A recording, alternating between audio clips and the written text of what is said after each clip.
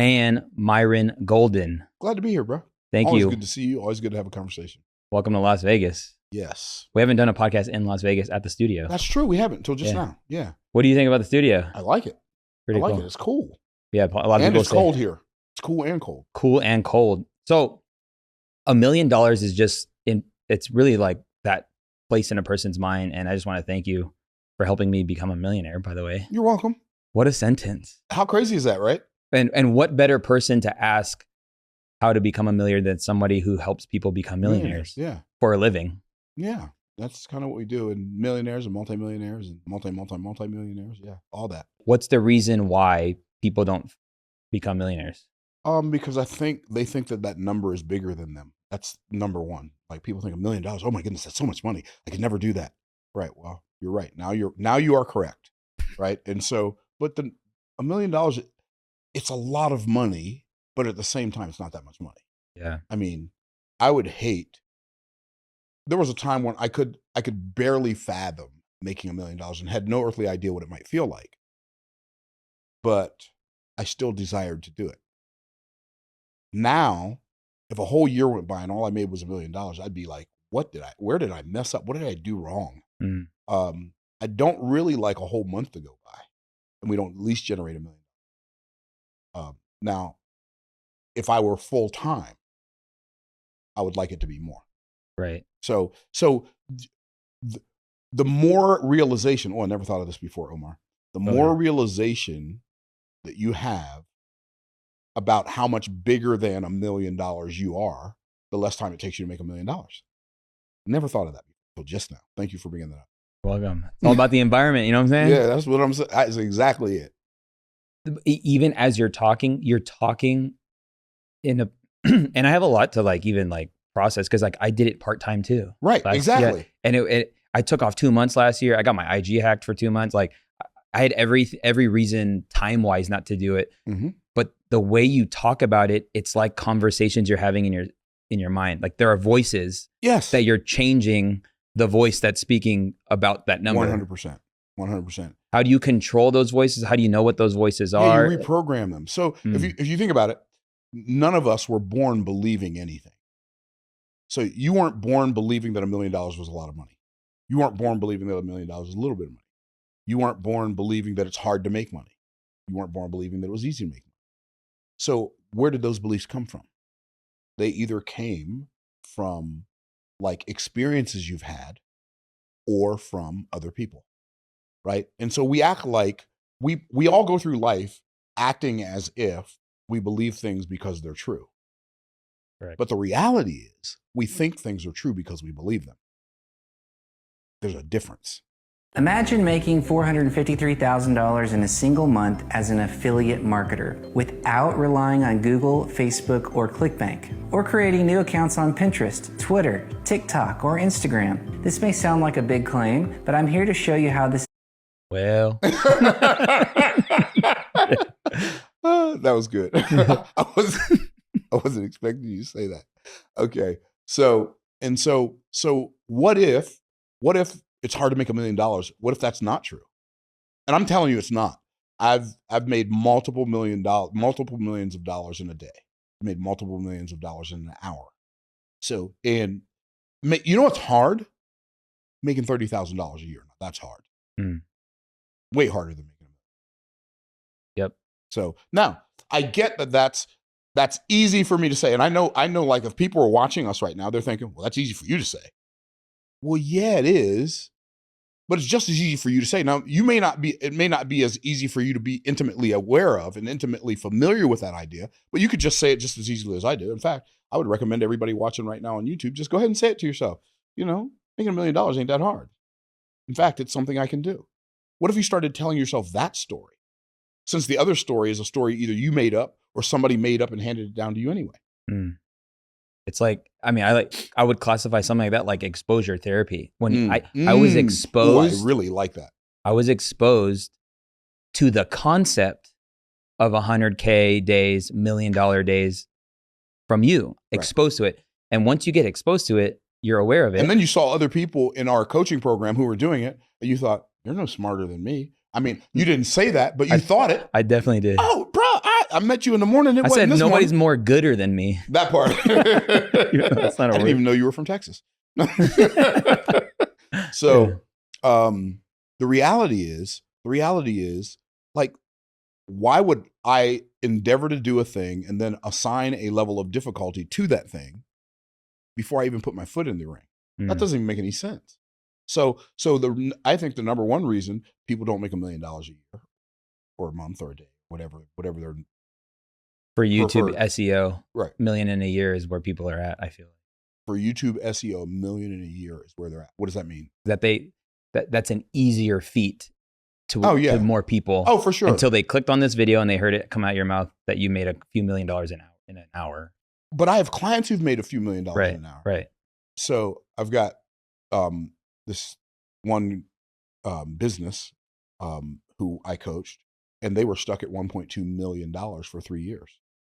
And then after they came through our training and they did an event, they had like their first event they did after this training, they did $1.2 million in an hour.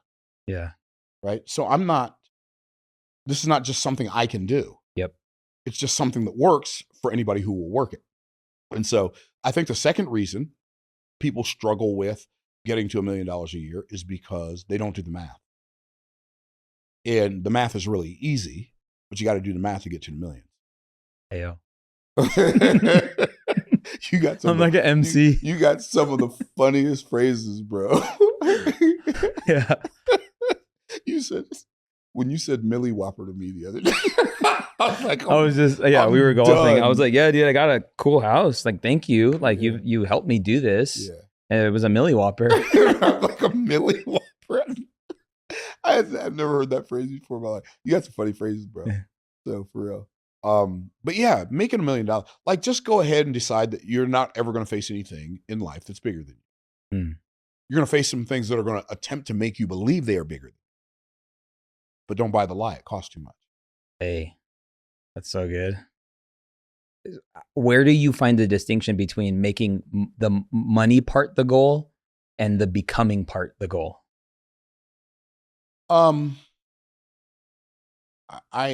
me, the ultimate objective of life is the becoming part. Like be, do, have. So if you will focus on the becoming, the doing will take care of itself. And if you will let the doing take care of itself, the doing will take care of the having.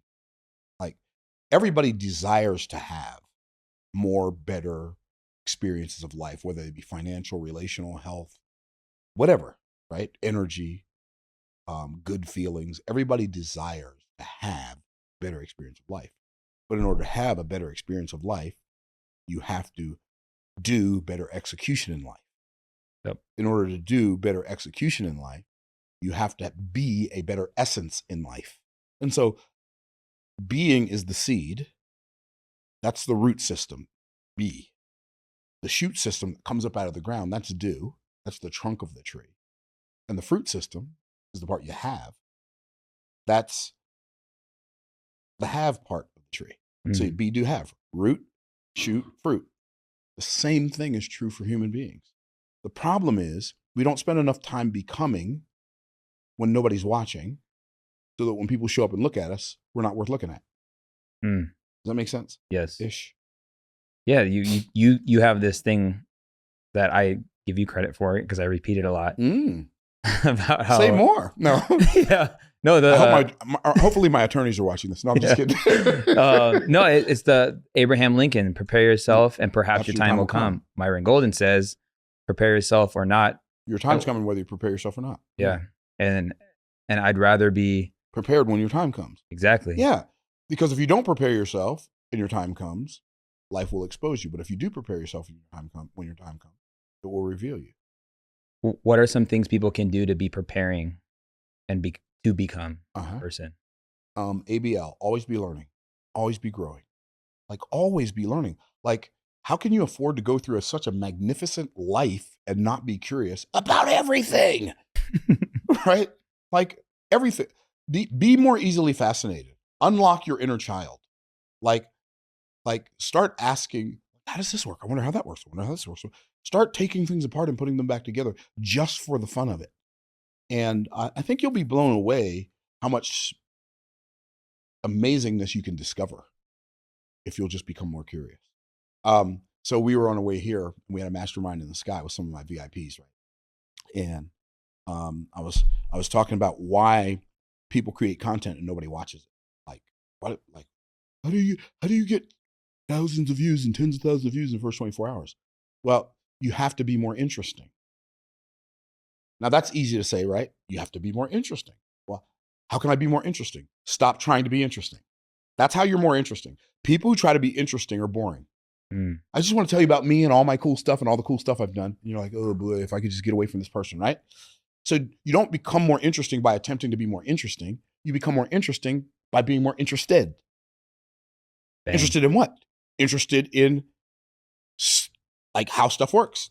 So you're curious and you figure out how stuff works. But what if you find a group of people who don't know how stuff works and they want to know how stuff works, and then you figure out what they want to know, how it works, and then you show them, and then they pay you. First, they pay you with their attention, then they pay you with their assets. So what happens is you became so interested in the problem that you solved it, and you became so interested in the people that you shared your solution, and they became so interested in you that they paid you for the solution you provided. It's so simple. Yeah. No, you have to be interested enough when you're learning to realize there's no there. Now, what does that mean? What does that mean? Right. So what that means is when you found what seems to be the answer, it is almost always never the answer. It's only first base of the answer. It's only the genesis of the answer. It's only the beginning of the answer. So if every time you learn something new and you got really, really excited about it, what if you had this little infomercial voice in your head that said, but wait, there's more. And then you went to the next layer to discover that next piece of that thing that you were so blown away by. So then what happens is you can start, when you stack the level of intention and intensity with which you are interested in a subject, when you learn those layers, now you can stack layers of epiphanies. I keep hitting your microphone. No, you're good. You can stack layers of epiphanies for the people that you're sharing stuff with. Yep. And they're like, you just melted my brain. Right. But most people aren't interested in going that deep. So they find something on the surface and it's really, really cool. And it's something they never thought about before. It's something other people never thought about before. And then you share that with people and they get really, really excited and they come back for more, but there's no more because you thought that was all there was. And so you didn't look any further. Yeah. Does that make sense? It makes total sense. Sometimes I just wonder if it's my personality, because like what you're talking about is things to do when no one's watching. Exactly. But when no one's watching me, I'm literally on YouTube learning. Me too. And my Instagram feed is business advice. Me too. I'm in a perpetual state of being learning a student. And growing. Yes. And I don't.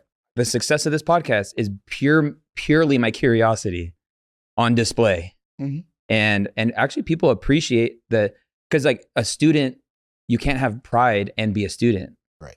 You have to be humble. Stop. Wow, look at this.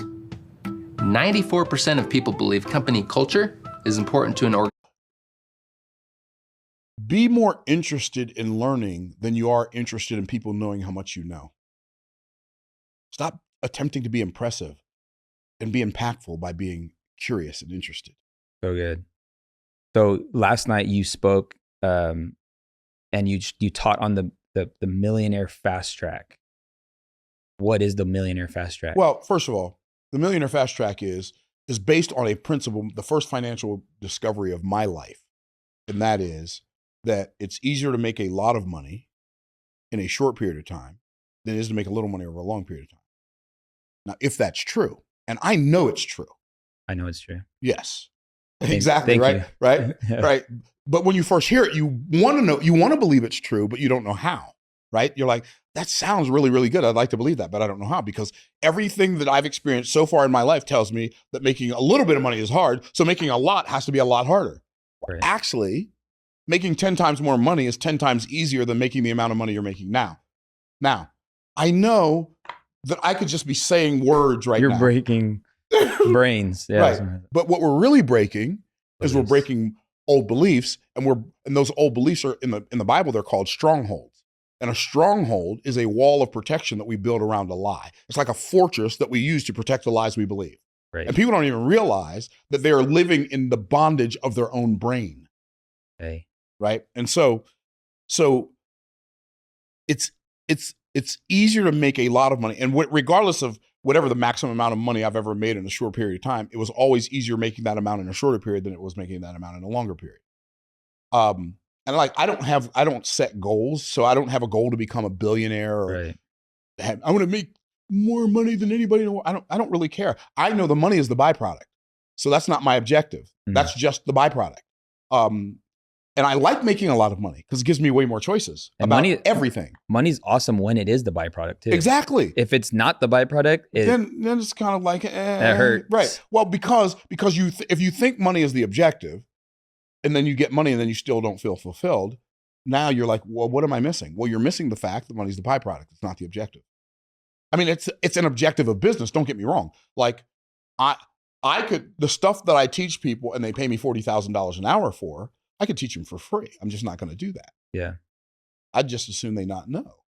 Yeah. Right? If it ain't worth it to you to learn it, it's not worth it to me to teach it to you. Anyway, so it's easier to make a lot of money in a short period of time than it is to make a little money in a long period of time. Now, if that's true, then maybe you'd like to make the same decision that I made in 1999 when I discovered this principle. And that is, if it's true, and I believe it is, that it's easier to make a lot of money in a short period of time, it is to make a little money over a long period of time, then I am no longer willing to look at or for the hard ways to make a little bit of money. I'm going to ignore all of them. And I'm only going to look at, and I'm only going to look for the easier ways to make a lot of money. And so because that's as far as a financial quest, that's the financial quest that I have been on since 1999, discovering how to make more money more easily. Now, I know that sounds like, but why would you want to make it more easily? Because that's how life works. Right? And if that's how life works, why would I want to make it work a different way? I'm not going to change principles, right? The principles do what they do. Principles are God's automation. It's not going to change just because I don't like it. Right. So now, if something is a hard way to make a little bit of money, and what's a little bit of money is going to be determined by whose perspective it's coming from. Like people come to me and say, "Hey, Myron, I got a great way we can make a couple $100,000." I don't want to have that conversation. I don't care. I don't need a couple $100,000. And the conversation that we're going to have, let's say somebody's, "Oh, I've got a great idea. I've got a great idea for you. You can make $10,000 a month." I don't want to talk to you about your $10,000 a month idea. I don't want to talk to you about your $50,000 a month idea. I don't care. It's not that I don't care. I'm not being arrogant when I say that. It's like, it's not worth the conversation to me. I don't need an extra $50,000 a month. And I'd rather have a conversation with my wife or have a conversation with my granddaughter or hanging out with some of my golf homies rather than talking to you about how to make $50,000. Yeah. If I'm going to have a conversation about how to make more money, it needs to be significant in order for it to be even worth the conversation to me where I am now. Right. Does that make sense? Correct. For instance, I've got a new mentor. He's a billionaire. The dude is just mind blowing. He owns tens of thousands of units of apartments. Here's what he said to me. He told me his story and it was mind blowing. I told him my story. He's like, "Wow, you're doing really well. But you could do so much better." Like, it made me so happy to know that I'm talking to somebody who can see what I haven't done yet. Right. Does that make sense? 100. And so I felt like that was you for me. And you told me that. Yeah. Like you knew what, you saw me from a distance. You were Right. consuming some of the stuff I was doing. Yeah, when you told me how much money you were making, I was shocked. Right. Like, wait, what? What? There's a disconnect. Yeah, I was like, wait, what happened? Yeah. I thought you was Omar. Cold world. Yeah. Yeah. The principles work. Let me ask you a question. I know you're interviewing me, but since you're interviewing me, what goes around comes around, bro. Okay. But I have a question for you. So you came into our environment, you came to Offer Mastery Live, you hear me talking about this stuff. I know it sounded good and you wanted to believe it, but was it kind of hard for you to believe at first? Sure. There was just it's just spaghetti. Right. Because you don't know what you don't know. Right. Okay. So how did you get past the conversation that you were used to having in your head to allow yourself to receive something that was, for the lack of a better word, so foreign to your way of thinking that, you had to intentionally make it make sense. Well, not even make it make sense, make yourself do it until it made sense, probably. Correct. I mean, I just, it was probably just a deeper knowing that there was more for me. Mm, And by that more, it didn't mean do more. right. So I think your 1999 revelation of, you know, it was like, I made $6,200 in 1 week. And I was like, what? it's easier to make more money Right. in a And short it was the period of easiest time. thing I